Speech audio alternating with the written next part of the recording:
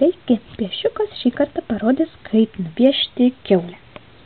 Taigi, nupieškite apvalią galvą ir viduryje šnipą su dviem tokiais taškiukais.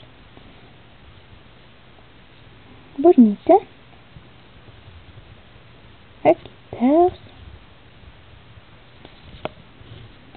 ausytes,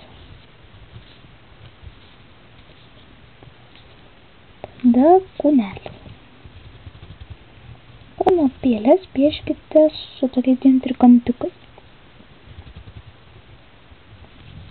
Kitą koją pieškime pusiau besimatančią.